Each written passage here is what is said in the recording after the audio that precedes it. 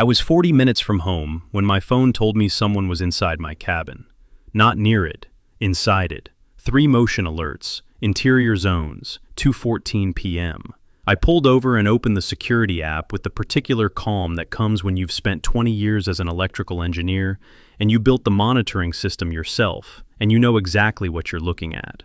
There were 3 people in my off-grid cabin, on private land that had never been part of any HOA, on property I'd owned legally and outright since 2019. One of them was Sandra Whitfield, president of the adjacent community's homeowners association, who had been trying to get access to my land, one way or another, for the better part of a decade.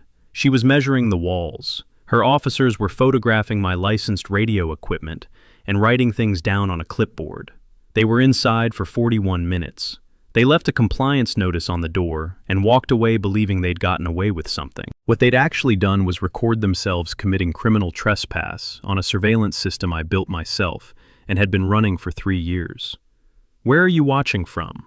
Drop a comment below, because what came next was one of the most satisfying legal countermoves I've ever had the privilege of setting in motion. My name is Garrett Malone.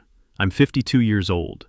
I spent 20 years as an electrical engineer before I retired early, and before that I did a tour in the Army, where I learned, among other things, that the most dangerous thing in any conflict isn't the loudest person in the room. It's the quiet one taking notes. I live in the foothills of western Montana, about 12 miles outside Billings. I own 14 acres that I bought in 2019, land that borders the Pine Ridge Estates HOA community, but has never, in any legal or recorded sense, been part of it. The HOA was formed in 2015 to govern the 76-lot subdivision that was built on the adjacent parcel. My land is mine. Separate deed, separate tax parcel, separate everything. On the back corner of my property, I built a cabin. I did most of it myself over 2 summers, with some help from my buddy Clive, who used to do rough framing before his knees gave out. The cabin is about 900 square feet. It runs on a solar array and a lithium battery bank I designed and wired myself. It has a composting toilet, a rainwater collection system, a propane stove, and, most importantly to me, a ham radio shack. I'm a licensed amateur radio operator, extra class, which is the highest license tier the FCC offers. I have antennas, transceivers, amplifiers, logging computers, and custom-built equipment in that shack that I've been building and refining for years. The total value is somewhere north of $40,000. The FCC license is posted on the wall. I built the cabin to be a place where I could disappear on weekends. No cell service, no internet beyond what the radio provides, no noise, just work, quiet, and radio. After my wife Diane passed in 2021, the cabin became even more important to me. It was the place where I could breathe. I installed the surveillance system about a year after I built it, after I noticed tire tracks near the cabin one winter and couldn't figure out where they came from. I'm an electrical engineer. Building a monitoring system wasn't hard. I put up 8 cameras covering every angle of the exterior, 2 interior cameras in the main room and the radio shack, audio pickups at the entry points, and motion-triggered floodlights. Everything runs on solar with battery backup. The system uploads encrypted footage to a cloud server I manage myself. Continuous, automatic, silent.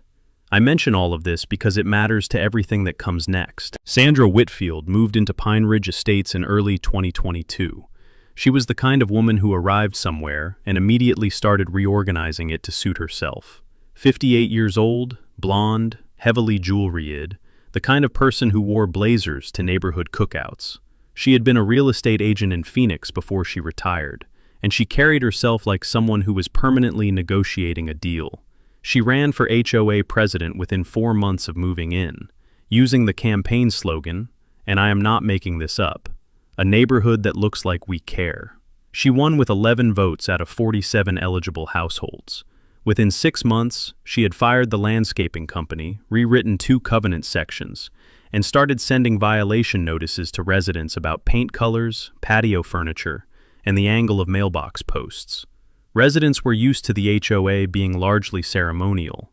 Sandra made it a project. I heard all of this secondhand, from my neighbor Walt Greer, who owns 15 acres on the other side of me, and whose driveway happens to run alongside the HOA community.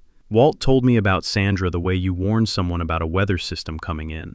I didn't take her seriously. I should have.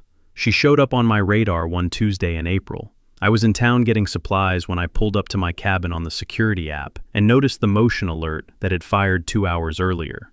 There were people inside my cabin. I pulled over in the parking lot of a hardware store on the edge of Billings and sat in my truck for a while. The footage was clear.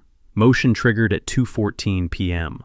One of the exterior cameras had captured 3 people approaching the cabin from the direction of the Pine Ridge Road. 2 of them I didn't recognize, and one I recognized immediately from a photo Walt had sent me a few weeks earlier. Sandra Whitfield. She was wearing a blazer. Of course she was. The 2 people with her were a heavy-set man in a polo shirt and khakis, and a woman in her 40s with a clipboard. They walked straight up to the front door. Sandra knocked twice. When no one answered, because I wasn't there, she didn't leave. She walked around to the east side of the cabin, tried the window, and when she found it wasn't latched at the bottom, she worked it open. The man in the polo helped her get it high enough to climb through. He went in first, then unlocked the door from the inside, and Sandra and the woman with the clipboard walked in like they owned the place. They were inside for 41 minutes.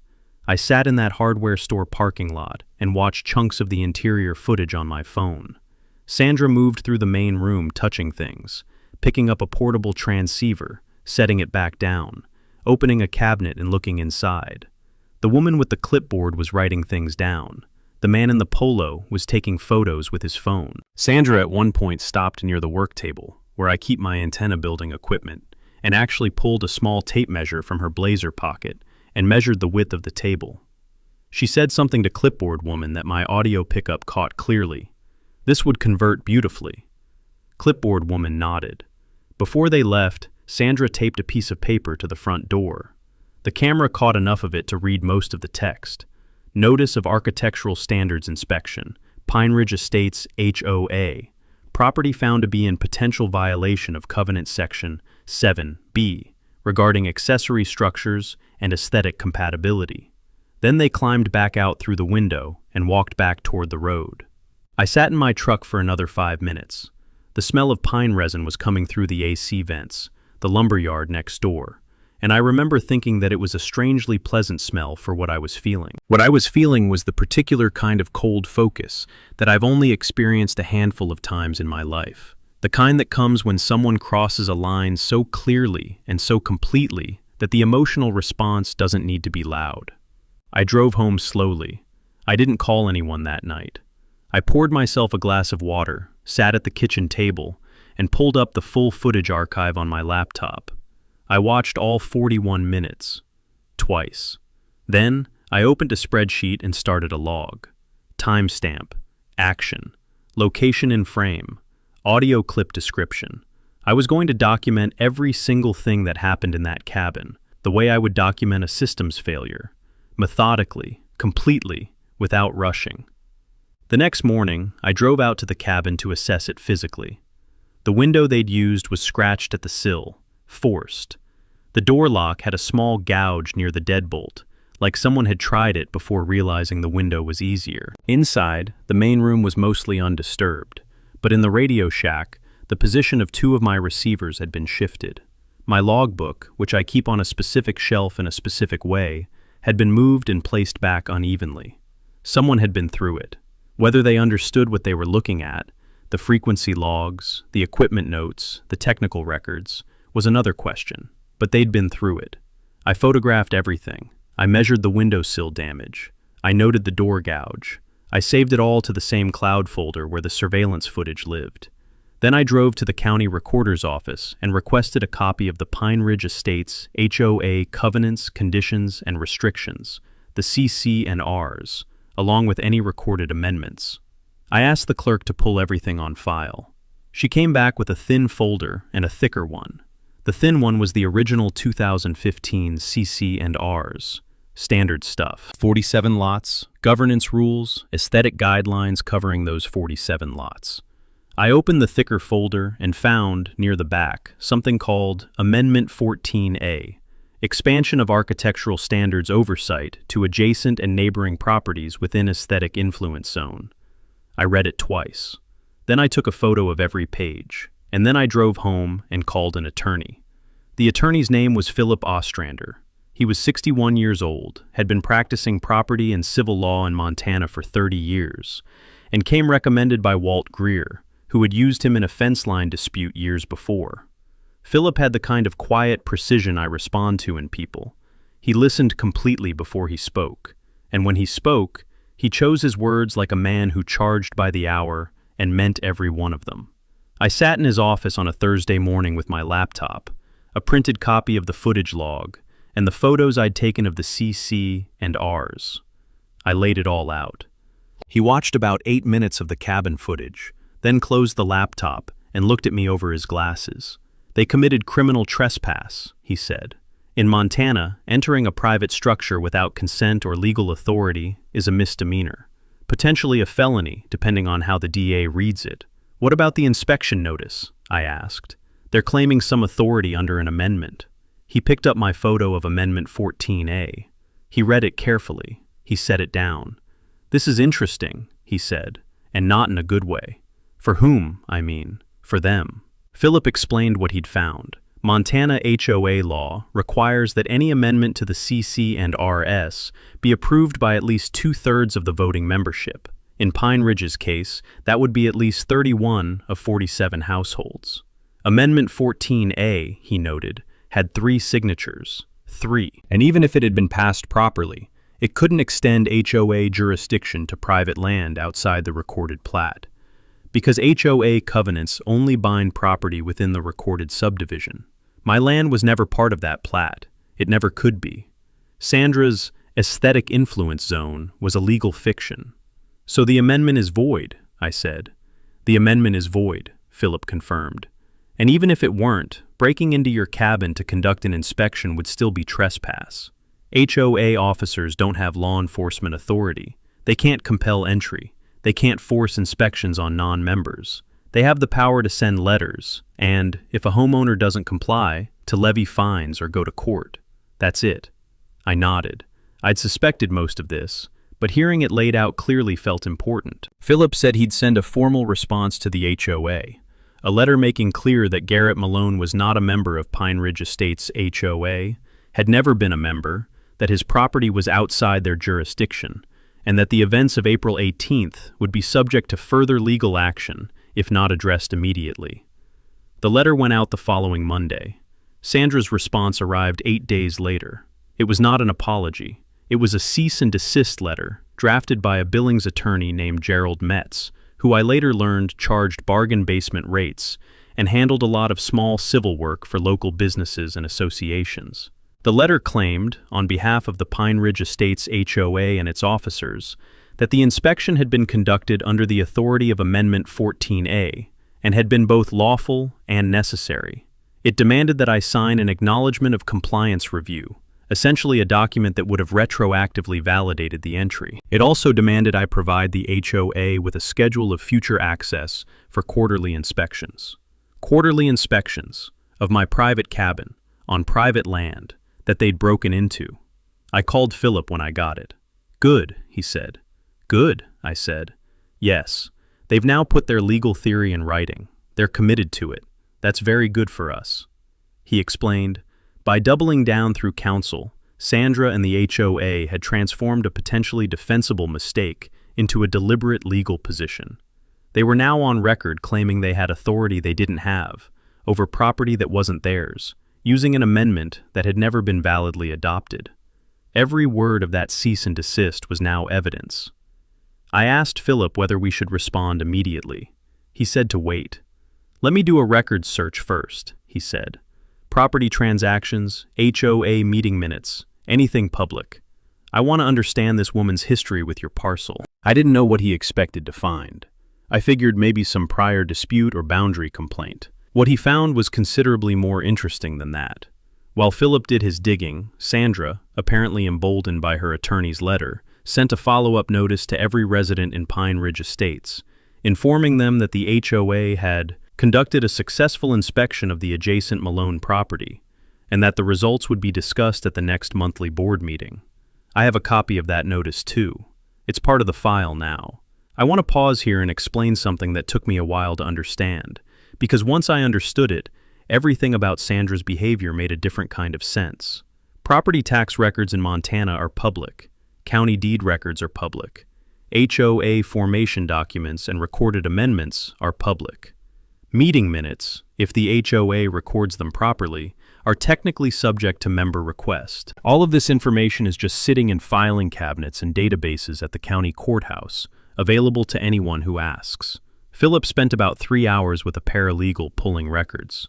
What they found was this. In 2017, 2 years before I bought my 14 acres, those acres were listed for sale by the estate of a rancher named Harold Osgood, who had died without heirs. The asking price was $210,000. There were 2 serious offers on the property. One came from a land trust based in Bozeman.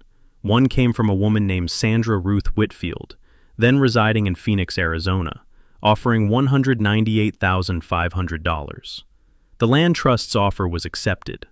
The land trust held the property for 2 years, then sold it to me in 2019 for $231,000. Sandra Whitfield, who lost a bid on my land in 2017, then purchased a lot inside Pine Ridge Estates in 2022, moved in, and within months began positioning herself to claim jurisdictional authority over the exact parcel she had failed to buy 5 years earlier. Philip called me with this on a Wednesday afternoon. I was on the back porch of my house watching a hawk work the tree line.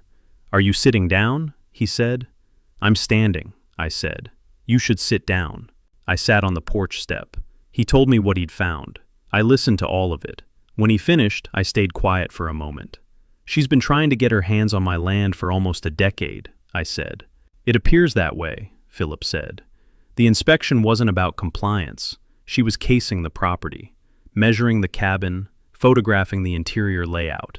That's not an architectural standards review. That's due diligence on a potential acquisition." I thought about the audio clip. This would convert beautifully. She hadn't been looking at my amateur radio equipment. She'd been looking at the space. Philip said we now had a much more serious situation on our hands. The trespass, combined with the apparent motive, attempting to gather information to support a property acquisition scheme, opened the door to additional civil claims, invasion of privacy, intentional interference with property rights, potentially even civil theft if it could be shown they'd handled or transmitted proprietary information from my radio logbooks. He also flagged something I hadn't thought about. My amateur radio station operates on frequencies licensed by the FCC. My call sign, my equipment, my operating parameters, all federally registered. Federal law protects licensed radio stations from interference and from unauthorized access. The FCC has enforcement authority that goes considerably beyond anything a Montana HOA has. "Someone rifled through your logbooks," Philip said. "If your station's technical documentation was accessed and potentially copied, we may want to involve the FCC." I said I'd contact them. I called the FCC Enforcement Bureau the next day. I explained the situation: licensed station, forced entry by unauthorized individuals, evidence of logbook access. The agent I spoke to was professional and thorough. She said they would open an inquiry. Meanwhile, I had been spending my evenings doing something else. I had gone back through a 1.5 years of Pine Ridge Estates HOA newsletters. Walt had saved most of them, and I had pulled out every mention of property oversight, adjacent land standards, and aesthetic influence. Sandra had been planting seeds for this jurisdictional claim for 18 months. Newsletters mentioned it vaguely. Meeting summaries referenced it obliquely. She had been laying a paper trail designed to make the eventual move look like a natural evolution of established policy, rather than a naked land grab. It was, I had to admit, fairly sophisticated. If I hadn't had the surveillance footage, if I hadn't been the kind of person who keeps records and pulls documents, she might have gotten away with it.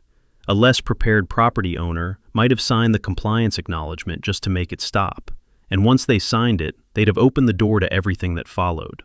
But I had the footage, I had the documents, I had Philip, I had the FCC inquiry, I had 41 minutes of crystal clear video showing exactly what happened inside my cabin. I just needed to decide how to use all of it. And that's when I stopped reacting and started planning.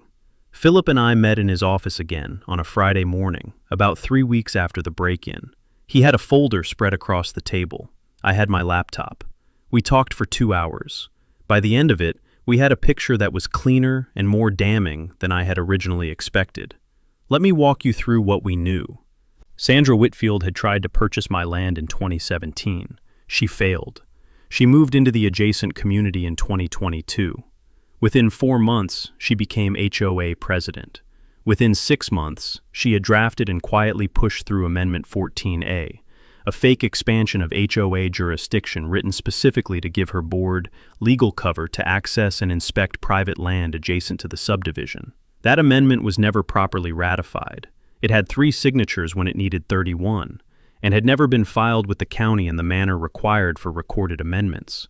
It existed only in internal HOA documents, dressed up to look official. She had then used that fake amendment as justification to physically enter my property, force entry into my cabin, conduct what was functionally a real estate inspection disguised as a covenant review, and photograph and document the interior. The cease and desist letter, which doubled down on the fake authority, had been written by an attorney who almost certainly didn't know the amendment was fraudulently adopted. He was working from what Sandra told him. The notice she sent to the HOA community claiming a successful inspection was a fabrication designed to normalize what she'd done and insulate herself with the appearance of HOA consensus. Philip laid out the legal exposure in plain terms. Criminal trespass in Montana is a misdemeanor that can carry fines and jail time. If the DA read the evidence as showing intent to commit another offense, real estate fraud, theft of information, interference with a licensed federal radio station, it could be elevated. The civil exposure was significant. Trespass damages, invasion of privacy, intentional infliction of emotional distress, legal fees. And then there was the FCC angle, which operated entirely outside the civil and criminal courts. "What do you want to do?" Philip asked. I told him. I wanted Sandra Whitfield, Derek Polk, the man in the polo, and Brenda Cook, the woman with the clipboard, charged with criminal trespass by the county sheriff. I wanted the civil suit filed against all 3 of them and against the HOA as a body. I wanted the FCC inquiry to run its course. And I wanted all of it to happen in a public setting where the residents of Pine Ridge Estates could see the footage and understand what their president had actually been doing. Philip nodded slowly. "The public element is your call to make," he said. "Legally, we don't need it, but I understand why you want it. I want 47 families to know what she used their HOA to do," I said. He leaned back in his chair. "Then we need to build this carefully and quietly for a few more weeks. We don't file, we don't serve, we don't engage publicly until we're ready to do all of it at once." I said I understood. I drove home from that meeting and put on my headphones and got on the radio for a couple of hours. 20 meters, working stations across the Midwest, the particular satisfaction of a clean signal in a clear sky.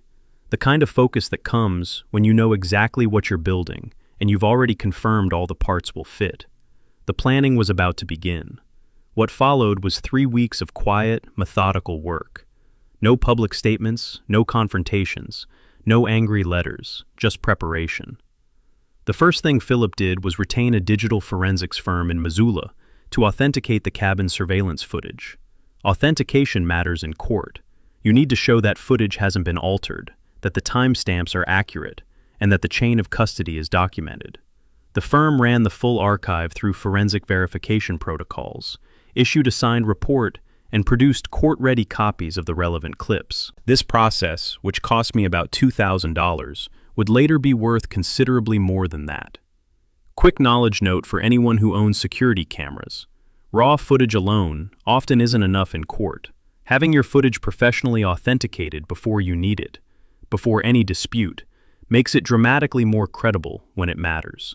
That $2,000 investment is what turned my video from a guy's home security clip into admissible evidence. The second thing I did was organize the neighbor coalition. Walt Greer I'd known for years, and he was immediately in. 2 other adjacent property owners, a retired teacher named Doris Tanner and a rancher named Mick Beaumont, had both received informal letters of courtesy from Sandra, suggesting their properties might be subject to future HOA aesthetic review. They were angry, and they wanted to do something. When I showed them what I had, they were ready to sign affidavits about Sandra's pattern of overreach and the fraudulent amendment. 4 property owners, 4 affidavits, 4 voices telling the same story about the same woman, using the same fake authority. The third thing was the FCC piece. I worked with a communications attorney in Denver, a specialist in amateur radio law, to prepare a formal complaint documenting the unauthorized access to my licensed station. Federal law prohibits the unauthorized operation or inspection of licensed radio equipment. Entering my shack and handling my transceivers without consent violated FCC regulations. The complaint included the authenticated footage clips showing Polk and Cook handling the equipment, the audio of their conversation, and a complete inventory of every piece of licensed equipment in the cabin. The FCC inquiry, once formally initiated, operates on its own timeline and is entirely outside the control of the HOA or their attorney. This is important. FCC violations are not negotiated away through a county civil court. They're handled by a federal agency with their own enforcement authority. Sandra had wandered into a jurisdiction she didn't even know existed. The fourth piece was the criminal complaint. Philip walked me through the process of filing a criminal trespass complaint with the Gallatin County Sheriff's Office.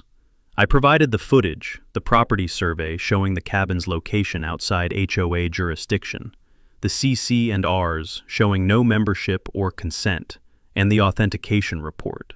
The detective assigned to the case, a quiet, efficient woman named Harlow, reviewed everything over about 10 days, and confirmed that probable cause existed for charges against all 3 individuals.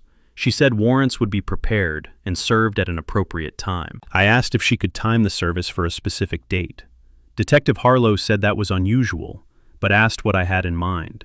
I told her about the monthly Pine Ridge Estates HOA board meeting, which happened on the last Wednesday of each month, and which was open to all residents. Sandra would be there. Polk and Cook, who were both board officers, would be there. There would be 40-plus witnesses, including, if I made a quiet call to the Billings Gazette, a reporter covering local government news. Detective Harlow looked at me for a moment. "You want service at the meeting," she said. "I want the community to see what their president did," I said. She said she'd see what she could do.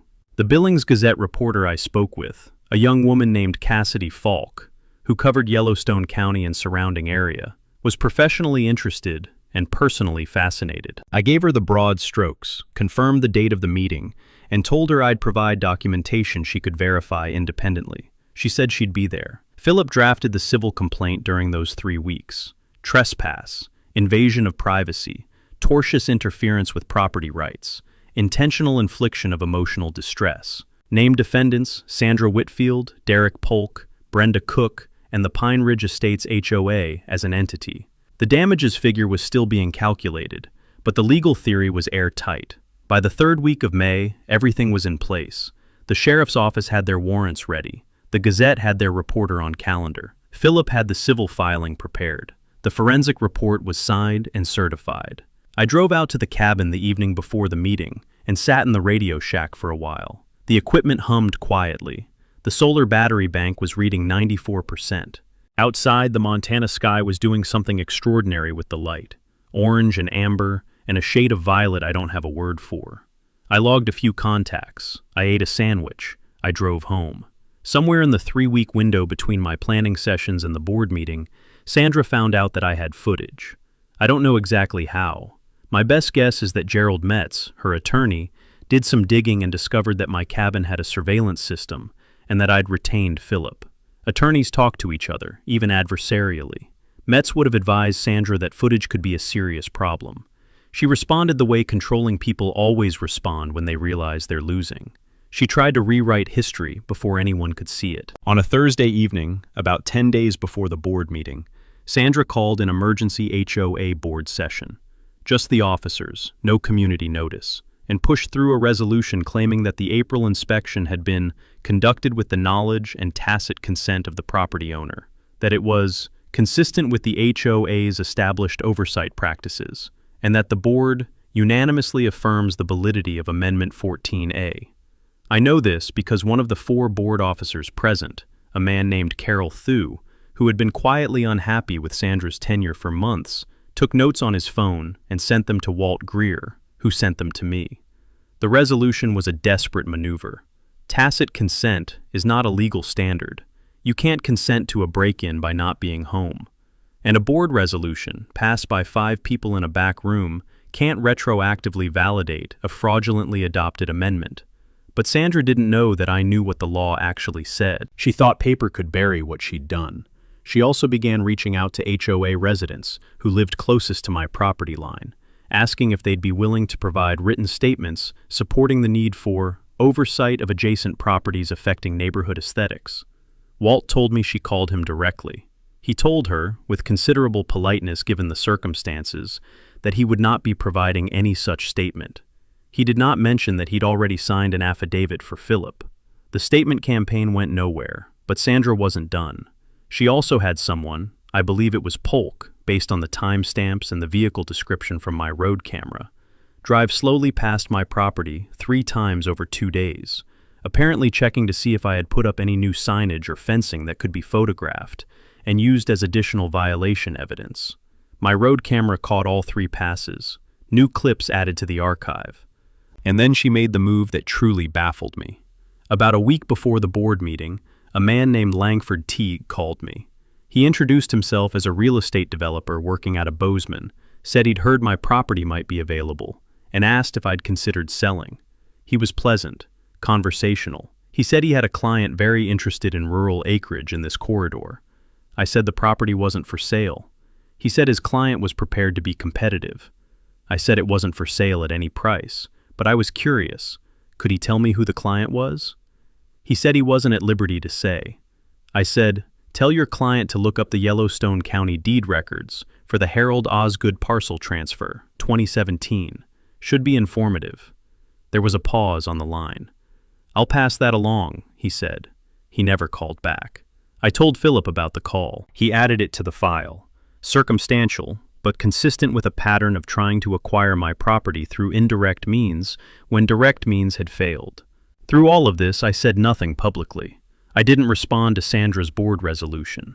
I didn't reply to the HOA newsletter that went out the week before the meeting, which described the upcoming agenda as including a community update on adjacent property standards.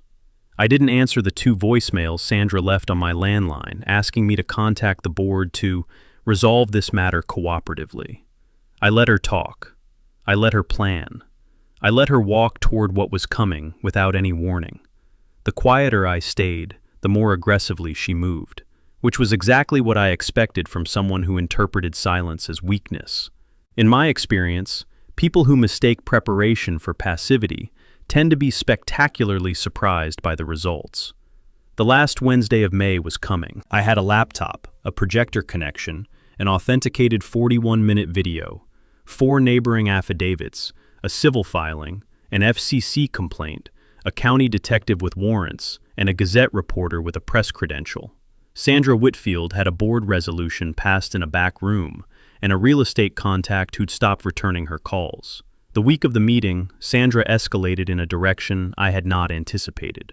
She filed a complaint with the Yellowstone County Planning Department, claiming that my amateur radio tower, a 40-foot freestanding antenna structure I had installed with a proper county permit in 2020, constituted a hazardous structure in violation of county setback requirements and posed a risk of collapse affecting adjacent residential properties. The complaint was thin. My tower had been inspected and permitted. The setback was correct. There was no engineering basis for a hazard claim, but she filed it, and the county was obligated to open an inquiry. What Sandra didn't understand, and this is the part that still makes me shake my head, is that amateur radio towers have a federal protection layer that most local authorities are careful not to disturb. Section 97.15 of the FCC regulations limits the ability of local authorities to regulate the placement of amateur radio antennas and towers.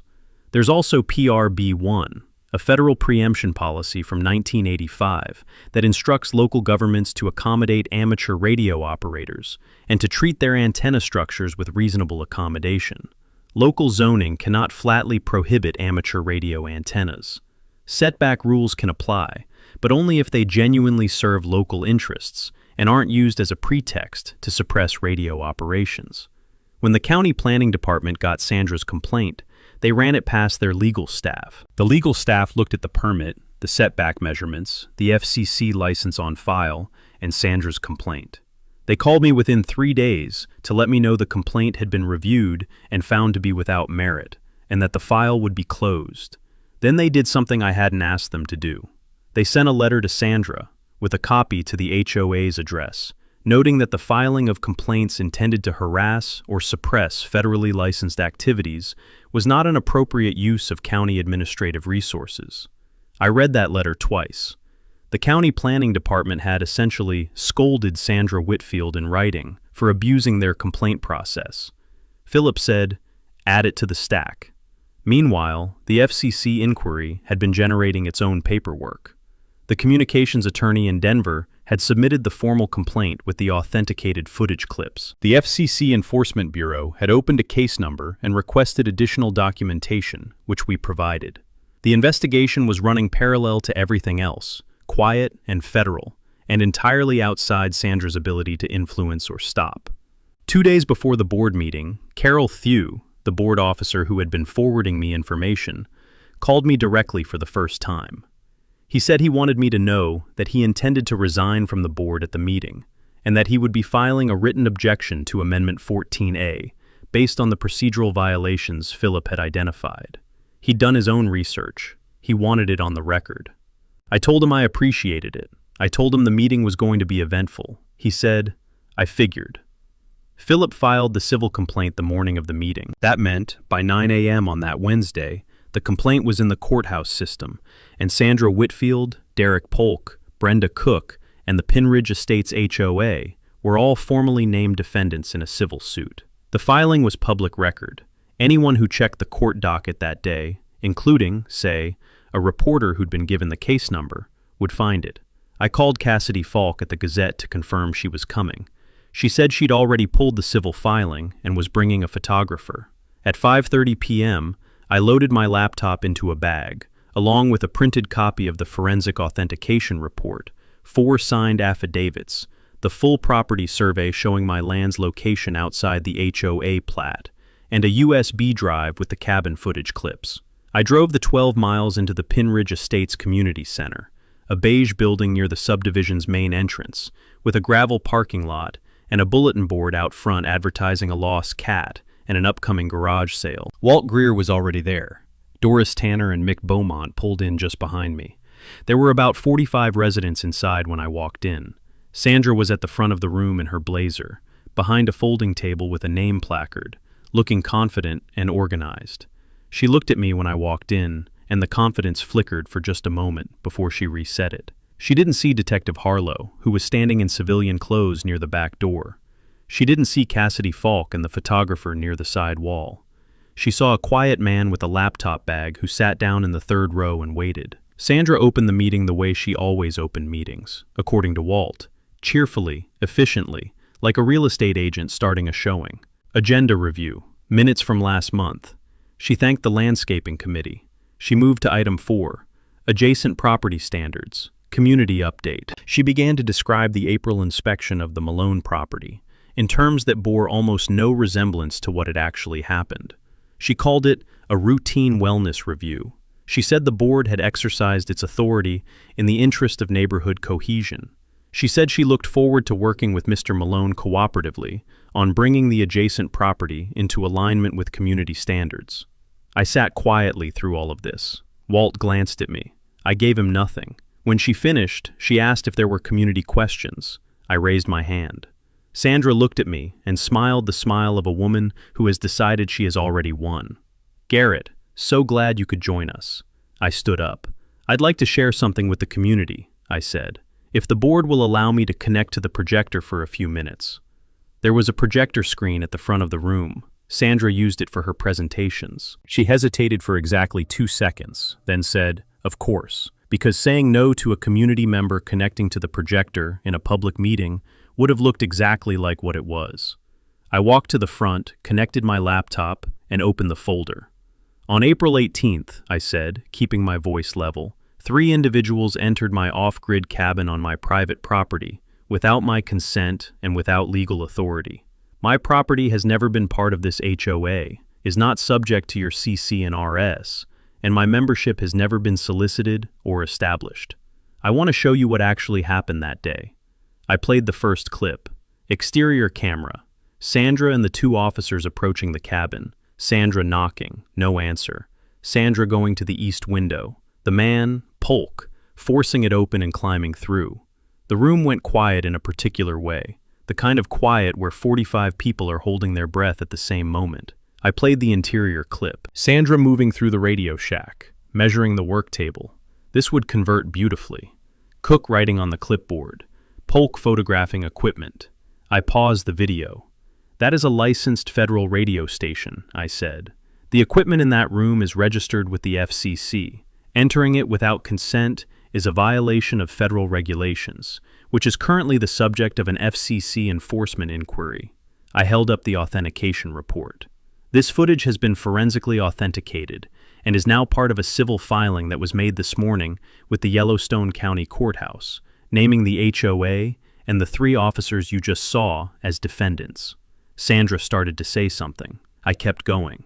"I also want to address Amendment 14A, which was cited as the authority for this entry."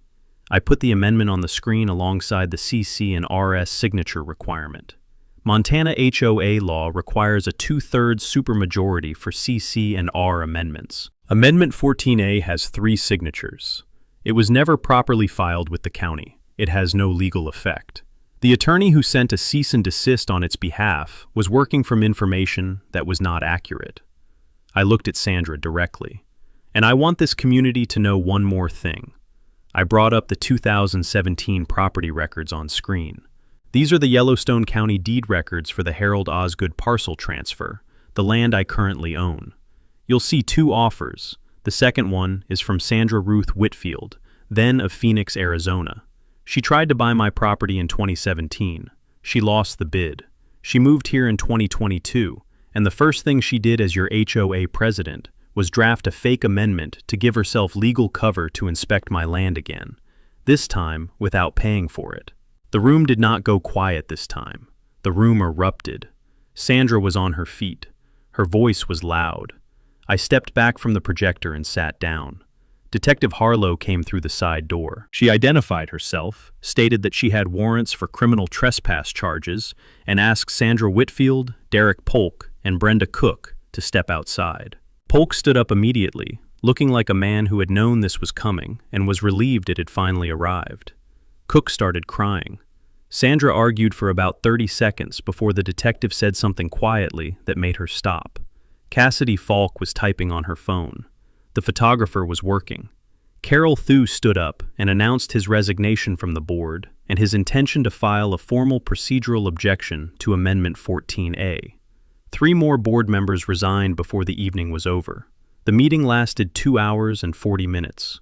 At the end of it, the remaining HOA membership voted unanimously to void Amendment 14A and to direct the HOA's General Counsel to conduct a full review of any other amendments passed during Sandra's tenure. I drove home under a Montana sky full of stars and didn't say a word the entire way.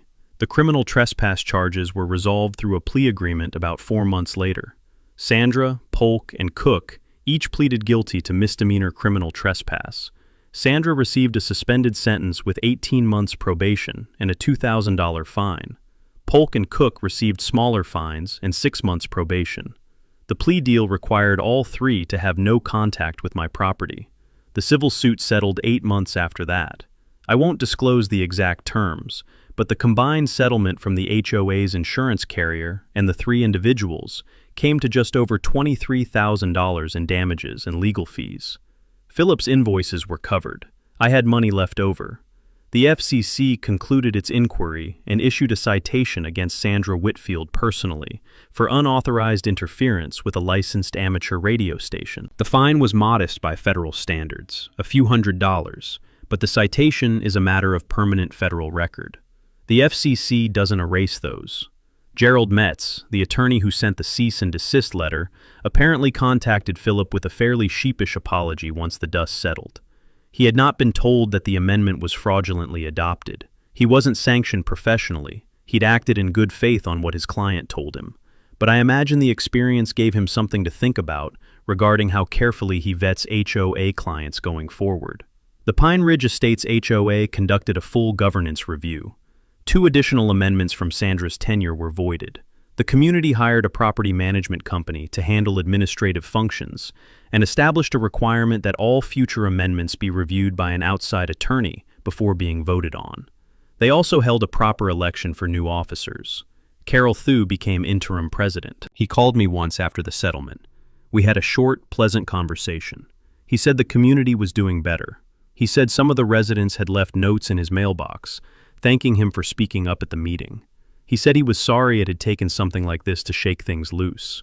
I told him I didn't blame the community. I blamed one woman who found an institution and decided it was a tool. As for the cabin, it's fine. Better than fine, actually. I upgraded the solar array that fall, added 2 more cameras, and put in a proper steel door to replace the one that had been damaged. The Radio Shack is exactly as it was, maybe a little more organized. I log contacts on the radio most weekends. The FCC license is still on the wall. I used $2,500 of the settlement to establish a fund through the local amateur radio club in Billings, the Yellowstone Amateur Radio Society, to provide no-cost licensing study materials and exam fees for young operators. We've had 11 new hams get their licenses through the program in the first year. 3 of them are teenagers. One of them built her own dipole antenna from scratch. I took a photo of her standing next to it, and it's pinned above my workbench in the cabin. There's a sign Walt made for me, hand-routed wood, the kind of thing he does in his workshop on slow afternoons. That's mounted near the cabin door now. It reads, "Private property, no entry, you are being recorded." It was there before, actually. The notice was always there. Sandra just didn't read it. So if you've got a cabin, a workshop, a piece of land, or any property that matters to you, document it, permit it, secure it. Know your jurisdiction, line the way you know your own address. Because the only thing standing between you and someone like Sandra Whitfield is the paper trail you built before she showed up. And if any of you have faced something like this, an HOA overreach, a neighbor who decided your property was theirs to manage, drop your story in the comments. I read every one of them. And if this one hit close to home, consider subscribing, because we've got more coming, and trust me, next week's story is going to make this one look like a minor paperwork dispute. Stay sharp. See you next time. Here's what I keep coming back to when I think about this story. Sandra Whitfield didn't fail because she was unlucky. She failed because she assumed the man she was targeting and hadn't built anything stronger than she had. She built a fake amendment, a confident persona, and a plan that depended entirely on her target being unprepared, unrecorded, and unwilling to push back. Garrett had been building something for years: the cabin, the system, the documentation habit, the professional network. He didn't build any of it to fight Sandra. He built it because she was the kind of person who does things right and keep records of doing things right. That's the actual lesson here. The best defense against petty power is the quiet, unglamorous work you do before anyone tries to use it against you. Permits, documentation, broker procedure, and attorney numbers in your contact. And honestly, if you ever feel like someone in a position of fake authorities decided your property was theirs to manage, you want to hear about it? The comments on these channels are full of people who live versions of this story. You're not alone in it. If this one hit home, subscribe so you don't miss what's coming next. Because next week, we got a story about a man who discovered his HOA has been faking inspection reports for 6 years, and the one document he found that's brought the whole thing down. The one's going to keep you up at night in the best possible way. See you then.